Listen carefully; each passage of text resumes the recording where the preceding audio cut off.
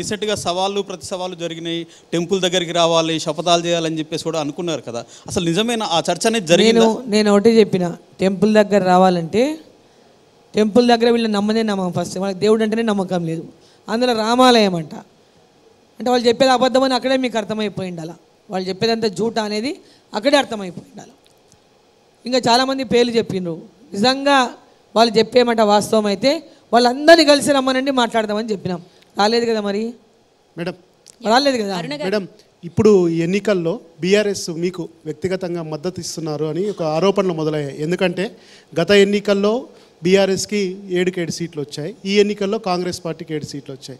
అక్కడ కాంగ్రెస్ గెలవకూడదంటే బీజేపీ గెలవడానికి, ముఖ్యంగా మీరు గెలవడానికి అంతర్గతంగా బీఆర్ఎస్తో మీరు కుదుర్చుకున్నారు. వాళ్ళు కూడా అక్కడ కాంగ్రెస్ గెలవకుండా ఉండడానికి డీకే అరుణకే మద్దతు ఇవ్వాలన్నటువంటి ఒక చర్చ జరుగుతున్నటువంటి పరిస్థితి మహబూబ్ నగర్లో ఉంది. నిజంగానే బీఆర్ఎస్ మీకు సపోర్ట్ చేస్తుందా? ఇంకొకటి, మీ సామాజిక వర్గం ఓటర్లు పూర్తి స్థాయిలో మీకు మద్దతు ఇస్తారు. ఎందుకంటే సీఎం రేవంత్ రెడ్డి కూడా అక్కడ ఉన్నటువంటి నేపథ్యంలో రెడ్డి సామాజిక వర్గం పూర్తి స్థాయిలో మద్దతు మీకు ఇస్తుందని మీరు నమ్మకం ఉందంట. ఇప్పుడు రేవంత్ రెడ్డి గారు సామాజిక వర్గమా, మా సామాజిక వర్గమా, బీఆర్ఎస్ పార్టీయా, కాంగ్రెస్ పార్టీ అనేది కాదు. ఇక్కడ ఈరోజు దేశంలో నరేంద్ర మోదీ రావాలని వాళ్ళు పార్టీలకు అతీతంగా ఇవాళ భారతీయ జనతా పార్టీ గెలవాలా మహబూబ్నగర్ పార్లమెంట్ అని కోరుకుంటున్నారు. వాళ్ళు కాంగ్రెస్కి మొన్న ఓటేసిన వాళ్ళు అయ్యుండొచ్చు, బీఆర్ఎస్కి ఓటేసిన వాళ్ళు అయ్యుండొచ్చు. వాళ్ళందరూ కూడా ఇవాళ నరేంద్ర మోదీ గారు ఉండాలి ఇక్కడ పార్లమెంట్లో, డీకరుణ గెలవాలని కోరుకుంటున్నారు. అంటే మీకు ఇంపార్టెంట్ కదా రాజకీయంగా కూడా. గత ఎన్నికల్లో కూడా మీరు ఓడిపోయారు. ఇప్పుడు మీకు ఇంపార్టెంట్, మీ పొలిటికల్ ఎగ్జిస్టెన్స్ ఫ్యూచర్లో కంటిన్యూ కావాలి అంటే ఖచ్చితంగా మీరు గెలవాల్సిన పరిస్థితి ఉంది కనుక ఈ రకమైనటువంటి చర్చ జరుగుతుంది అనుకోవచ్చు. అంటే పోయినసారి కూడా వేశారు కదా ఓట్లు నాకు. అంటే ఈసారి బీఆర్ఎస్ పోయినసారి 3,33,000 ఓట్లు వచ్చినాయి కదా. మరి ఏ పార్టీ వాళ్ళు వేసినప్పుడు చెప్పగలుగుతారా మీరు ఎవరైనా? 3,33,000 ఓట్లు వచ్చినాయి పోయినసారి. ఆ రోజు టీఆర్ఎస్ పార్టీకి పార్లమెంట్లో ఎన్ని ఓట్లు వచ్చినాయి, కాంగ్రెస్ పార్టీకి ఎన్ని వచ్చినాయి, బీజేపీకి ఎన్ని వచ్చినాయి ఒకసారి చూడండి. వాళ్ళకి ఎన్ని తరిగినాయి, వీళ్ళకి ఎన్ని తరిగినాయి, నాకు ఎన్ని వచ్చినాయి. దిస్ ఇస్ ఆల్ పార్టీ లీడర్ని బట్టి ఓటు పడుతుంది, నిలబడినటువంటి క్యాండిడేట్ చూసి ఓటు పడుతుంది. ఇది జాతీయ స్థాయిలో జరిగేటటువంటి ఎన్నికలు. ఈ ఓటు ఊర్లలో ఏమంటారు, పెద్ద ఓటు అంటారు. దీన్ని పెద్ద ఓటు. ఈ ఓటు నరేంద్ర మోదీ గారు ప్రధానమంత్రిగా ఉన్నారు, ఈ ఓటు కనుక గెలిస్తే మోదీ ప్రధానమంత్రి అవుతారనేటటువంటి ఆలోచన ప్రజల లోపల ఉంది. ఈ ఓటుకు డీకే అరుణమ్మకి వేస్తే ఇక్కడ ఎంపీ అవుతుంది, మనకు పని చేస్తుంది, నరేంద్ర మోదీ గారు ప్రధానమంత్రిగా ఉంటారు కాబట్టి ఇక్కడ డీకే అరుణమ్మ ఉంటే మనకు పనులు అయితే అనేటటువంటి విశ్వాసం ఈరోజు ప్రజల లోపల ఉంది.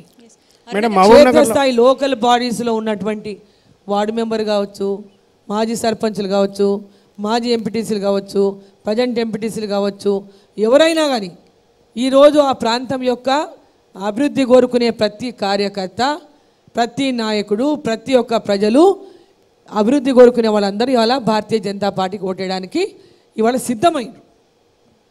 వాళ్ళేదో రాజకీయాల కోసం ఇక్కడ అక్కడ అని మాట్లాడుకోవాల్సింది తప్ప మరి కాంగ్రెస్ పార్టీకి పోయినసారి గెలవలేదు. మరి ఎవరు ఓట్లు వచ్చిను, ఈరోజు ఎవరి ఓటుతో గెలిచిన వాళ్ళు? ఓటర్లు డిసైడ్ చేసేది ఓటర్లు. వాళ్ళు ఎవరికి ఎప్పుడు ఎవరు గెలిస్తే మనకు లబ్ధి జరుగుతుంది అనుకున్నప్పుడు వాళ్ళని గెలిపించేటటువంటి ఓటర్లు తీసుకునే నిర్ణయాన్ని బట్టి అభ్యర్థులు గెలుస్తారు. కానీ వాళ్ళు ఇచ్చిండ్రు, వీళ్ళు ఇచ్చిండ్రు మద్దతు, వాళ్ళు చెప్తే ఓట్లు వేసిండ్రు, వీళ్ళు చెప్తే ఓడగొట్టిండ్రు, ఇవన్నీ కూడా వాస్తవాలు కావు. ఎస్ అరుణ గారు, ఈ ఎన్నికల్లో గెలిస్తే మీరు కేంద్ర మంత్రి అవుతారా? అందుకనే అసెంబ్లీ పోటీ నుంచి తప్పుకున్నారా? నేను పార్లమెంటుకు పోటీ చేయాలనుకున్నాను, చాలా స్పష్టంగా చెప్పినాను. పార్లమెంటుకు పోటీ చేయదలుచుకున్నాను కాబట్టి మళ్ళీ ఎమ్మెల్యేగా గెలిస్తే పార్లమెంట్ అవకాశం నాకు ఇవ్వరనే ఉద్దేశంతోనే నేను పార్లమెంట్కే పోటీ చేయలేదు ఎమ్మెల్యేకి. సో ఇప్పుడు కేంద్ర మంత్రి అవుతారా లేదా అనేది అది ప్రధానమంత్రి గారు చేసే ఉద్యోగం, ప్రధానమంత్రి గారు ఇచ్చేటటువంటి బాధ్యత. అది నేను అయితాను కాను అని నేనంటే చెప్తే చెప్పండి దాని గురించి. ఎవరైనా ఉంటారా? ఎవరైనా ఒక్కొక్క మెట్టు ఎక్కాలని కోరుకుంటాం కదా. తెలంగాణలో అవకాశం ఇస్తే తప్పకుండా, అవకాశం ప్రధానమంత్రి గారు ఇస్తే తప్పకుండా దాన్ని స్వీకరిస్తాం. ఇదే విషయం చెప్తున్నారు మీరు ప్రచార సమయంలో కూడా, మీరు గెలిస్తే కేంద్ర మంత్రి అవుతామని. అదేవిధంగా తెలంగాణలో ఈటెల రాజేందర్ గారు, కిషన్ రెడ్డి గారు, అరవింద్, బండి సంజయ్ గారు, అదేవిధంగా రఘునందన్, ఇంతమంది మీరు గెలిస్తే ఖచ్చితంగా కేంద్ర మంత్రి అవుతామని చెప్తున్నారు. దీంట్లో భాగంగానే మిమ్మల్ని మీ పార్టీ నాయకులే ఓడగొట్టాలని చూస్తున్నారు. ఎందుకంటే మీరు కేంద్ర మంత్రికి పోటీ వస్తారని మిమ్మల్ని ఓడగొట్టాలని చూస్తున్నారని కూడా ప్రచారం జరుగుతుంది. మేడం, ప్రచారం అని మీరే చెప్తున్నారు కదా, రాజకీయాల్లో ప్రచారాలు జరుగుతూనే ఉంటాయి. అటువంటి పరిస్థితి ఉందా మేడం పార్టీలో? అట్లాంటి పరిస్థితి ఏమీ లేదు. పార్టీలో ప్రతి ఒక్కరు గెలవాలని అందరం కోరుకుంటాం. అందరం గెలిస్తేనే 12 సీట్లు వస్తాయి అనుకుంటున్నాం. ఇక్కడ ప్రతి ఒక్కరం గెలిస్తేనే తెలంగాణలో 10 నుంచి 12 సీట్లు వస్తాయి గ్యారంటీగానే మేము అందుకు అనుకుంటున్నాం. అందరం గెలవాలని కాబట్టి అనుకుంటున్నాం. సరే, రాజకీయ పరంగా ఇట్లాంటి అంటే ఇట్లాంటి ఆరోపణ అంటే ఏమన్నారు మీరు, ప్రచారం, ఇట్లాంటి ప్రచారం చేసేటట్టు కొంతమంది ఉంటారు. కామన్, పాలిటిక్స్లో ఇది వెరీ కామన్. మేడం, మీకు ఇప్పుడు మహబూబ్నగర్లో మీకు ప్రధాన ప్రత్యర్థి ఎవరు మేడం? బీఆర్ఎస్ఆ కాంగ్రెసా మేడం? రూలింగ్లో ఉన్న పార్టీ. ఎప్పుడైనా రూలింగ్లో ఉన్న పార్టీకే కొంచెం పవర్ ఎక్కువ ఉంటుంది కదా. సో ఇక్కడ ఉన్నది రూలింగ్లో కాంగ్రెస్ పార్టీ కాబట్టి. రూలింగ్ పార్టీ అంటే రూలింగ్ పార్టీ గాలి బాగా రాష్ట్రంలో వేస్తూ ఉంది. 64 సీట్లు గెలిచారు. 6 హామీలు కూడా అమలు మొదలుపెట్టే ఉంటారు. ఆ గాలిలో బీజేపీ కొట్టుకుపోయే ప్రమాదం లేదా మేడం? వాళ్ళు 6 గ్యారెంటీలు ఏవి అమలు చేయలేదు. ఓన్లీ ఆర్టీసీ బస్సులో మహిళలు ఎక్కించడం 6 గ్యారెంటీలు అమలు అయిపోయినాయి అంటే ప్రజలు నమ్మడానికి ఎవరు సిద్ధంగా లేరు. ఊళ్ళల్లో మేము పోతే ఏమడుగుతున్నారు మహిళలు, మేము ఈ బస్సు ఎక్కామని ఎవరు అడిగిండ్రు వాళ్ళని? వాళ్ళు 2500 ఏడున్నాయి, 2500 నెలకి ఇస్తామని ఎక్కడున్నాయని అడుగుతున్నారు. వాళ్ళు ఇచ్చిన ఏ ఒక్క హామీ కూడా నిలబెట్టుకోలేదు. ఇవాళ 2500 మహిళలకు ఇస్తామన్నారు, ఇవ్వలేదు. రైతులకు రుణమాఫీ అన్నారు, 2 లక్షలు చేయలేదు. 15,000 రైతు బంధు అన్నారు, ఇప్పటిదాకా ఇవ్వలేదు. రైతు కూలీలకు 12,000 రూపాయలు ఇస్తామన్నారు, ఇవ్వలేదు. కౌలు రైతులకు 15,000 ఇస్తామన్నారు, ఇవ్వలేదు. నిరుద్యోగ యువతకు 4,000 ఇస్తామన్నారు, ఇవ్వలేదు. 5 లక్షల రూపాయలతోనే నిరుద్యోగ యువతకు ఒక బ్యాంకులో ఒక గ్యారంటీ ఇచ్చి ఇప్పిస్తామని చెప్పినారు, అది ఇవ్వలేదు. ఈరోజు 200 యూనిట్ల కరెంటు ఫ్రీ అన్నారు, ఇవ్వలేదు. 500 రూపాయలకే సిలిండర్ అన్నారు, ఇవ్వలేదు. మహిళలకు పెళ్లి చేసుకుంటే ఆడబిడ్డలకు 1,00,000 రూపాయలు తులం బంగారం అన్నారు, ఇవ్వలేదు. ఈరోజు ఏ ఒక్కటి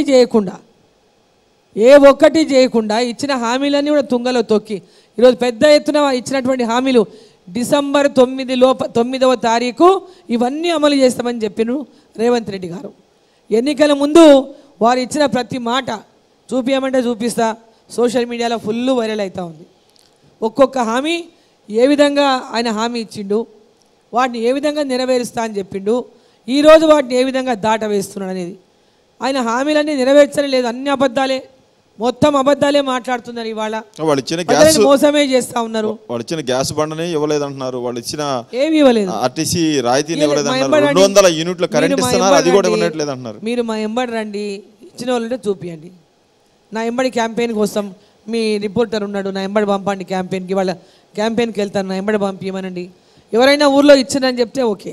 వాళ్ళు 4 నెలల క్రితం వచ్చిన కాంగ్రెస్ పార్టీ చెప్పిని చేయలేదని మీరు గట్టిగా చెబుతా ఉన్నారు కదా. 60 ఏళ్ల నుంచి ఉంది పార్టీ, 10 ఏళ్ల కిందట వచ్చిందని చెప్తున్నారు. ఇప్పుడే పుట్టిన బిడ్డ, ఇప్పుడే కళ్ళు తెరిచింది, ఇప్పుడే నడక నేర్చుకుంటుంది అని కేసీఆర్ చెప్పి మళ్ళీ ఈయన అదే